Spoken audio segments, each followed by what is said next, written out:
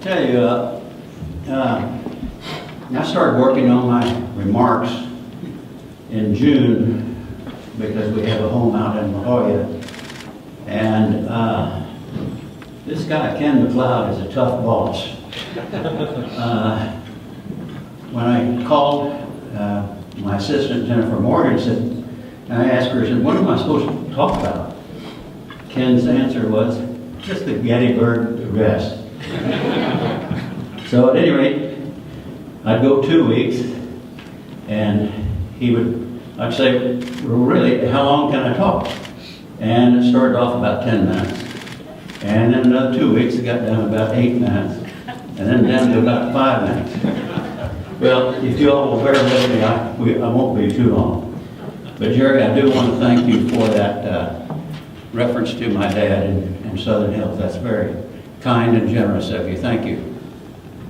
First of all, I'd like to congratulate the inductees into the Oklahoma Golf Hall of Fame this year and last year. Not only are you legends of golf, but in my mind, you are heroes of golf because your talents and abilities grew popularity of the game. You made Oklahoma a famous golf state, and you attracted youngsters to take up the game.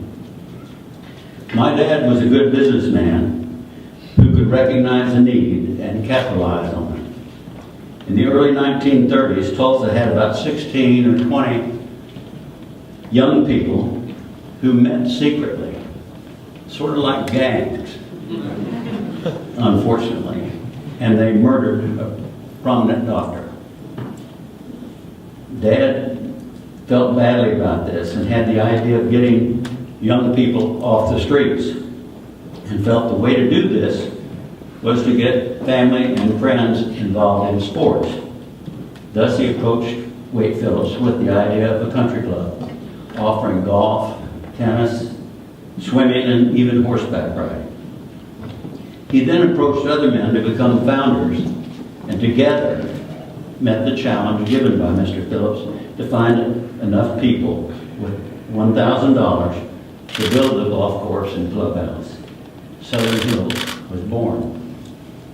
When I became president of Southern Hills in 1991, I recognized the need for an additional 9 holes.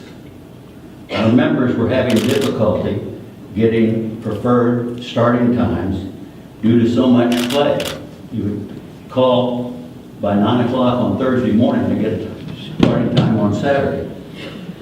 Also, many members were asking, when can we host another U.S. Open Championship? My dad instilled in me his great passion for golf. He enjoyed the challenges to shoot low scores and compete in tournaments. But most of all, he wanted the camaraderie with family, friends, and business associates. He played to have fun, and he played for business reasons. Dad had many really great thrills in golf. One was winning 2 times the prestigious member Jamboree at Augusta National. Another was the bonding we enjoyed in 1965 and playing in the Southern Hills prestigious member 4-ball tournament. We had matches that really were against tough competition. One of our matches even went 27 holes. In the finals, we defeated Bob Klein, who had at that time won the club championship 5 times, and later 4 more times to win a total of 9 club championships. His partner, John Robinson, was a low handicapper, and the 2 of them had previously won the club 4-ball championship. Well, I've also had my share of golf thrills. For instance, the greatest of my 4 holes in one was when I was playing with my 3 oldest sons. We came to number 11 here at Southern Hills, and as a wise guy, I said, hey, I haven't made a hole in one today, guys. Bingo. But golf can be good for business too. By association, you develop many business contacts. In 1965, my dad learned from a fellow Augusta member that a package of oil royalties in West Texas was for sale. He put me to work on it. I went to New York, talked with 4 or 5 different banks, and arranged 100% of the funds to bid on the properties. We didn't put a nickel in it. We borrowed 100%. And our offer was accepted over Sinclair's by a very small margin. This property is paid out over 26 times. In 1983, an Augusta member and I had been looking into different businesses. One of them was the bottled water business. He had a man in North Carolina who had a nice reservoir of water and a natural spring, and we were talking about going into the bottled water business. I had a brother-in-law who was a distributor, but in this case we would have been providing them water. He went into this business and I think did quite well. I passed on it. But along the way I learned that the U.S. government was holding lotteries for the cellular telephone franchises for cities and rural areas. I had not inherited money from my dad, as that went to the William K. Warren Foundation, nor had I done very well in the oil business. So I had to scrape together all the money I could get in order to file on various cities for cellular franchises. I even filed in my children's names. I won 2 franchises, Eugene, Oregon, and Ponce, Puerto Rico. My daughter Carolyn won Albany, New York. Thus, I sold the 2 that I had won in order to finance the build-out of Albany. We had engineers, salesmen, and accountants.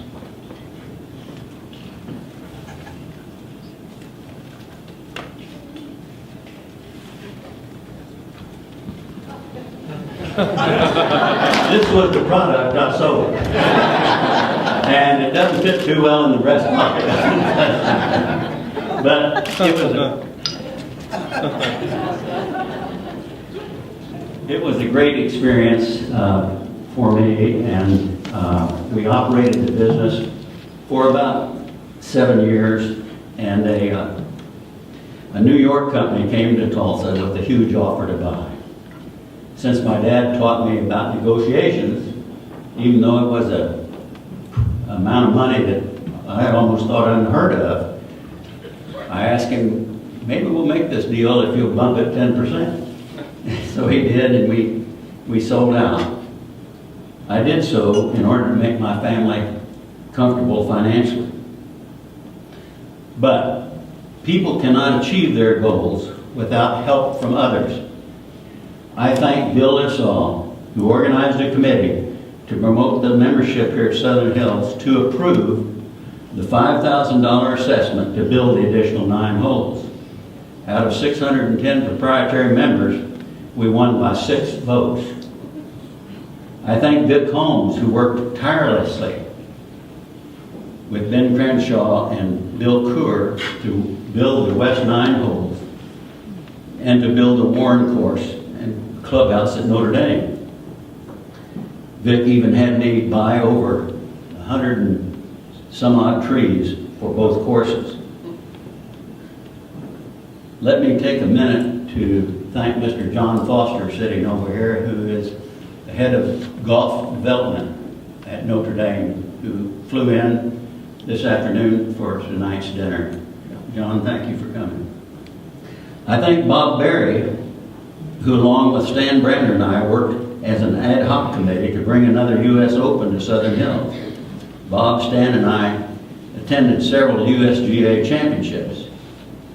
And when a close friend of ours, a Augusta member, Buzz Taylor, became chairman of the golf course selection committee, I called Buzz and said, I want to fly my plane up to pick you up in Chicago tomorrow and have you come down and play around the golf, and I'll have you home in time for dinner. Well, he couldn't come due to other obligations, but he sent 2 or 3 other USGA officials, and they found out that Southern Hills was a very demanding golf course. worthy of the championship.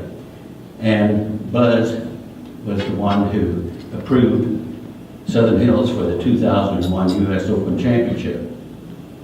I might say that Bob Berry is one of the most influential and most popular members at Augusta National.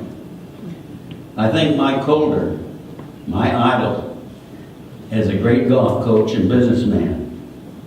Mike has been so helpful to me about our Warren course at Notre Dame, and influential with the NCAA officials so that Notre Dame could hold various NCAA regional tournaments. I've been blessed with 6 wonderful children, 4 of whom are here tonight: Steve, Carolyn, John, Kelly, and Andrew, and 6 wonderful grandchildren, and a very supportive, loving, and beautiful wife, Suzanne. I want to thank Ken McLeod and Nick Sidorkas and all the others involved in selecting Dad and me for this truly, truly memorable, great honor. I want to leave you with these words. I love Southern Hills and what the members of Southern Hills stand for, which is championship golf. Thank you.